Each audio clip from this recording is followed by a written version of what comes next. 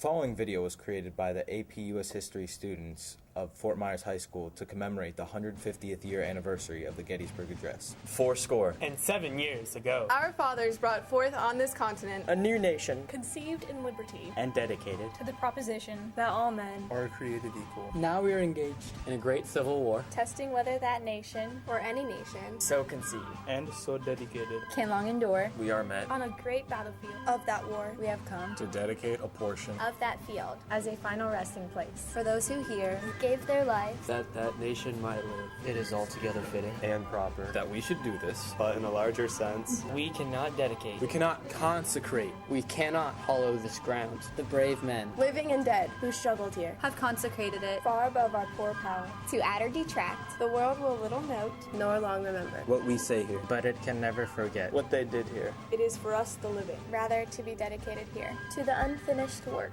which they who fought here have thus far so nobly advanced. It is rather for us to be here, dedicated to the great task remaining before us, that from these honored dead we take increased devotion to that cause for which they gave the last full measure of devotion. We here highly resolve that these dead shall not have died in vain, that this nation under God shall have a new birth of freedom, and that government of the people, by the people, for the people shall not perish from the earth.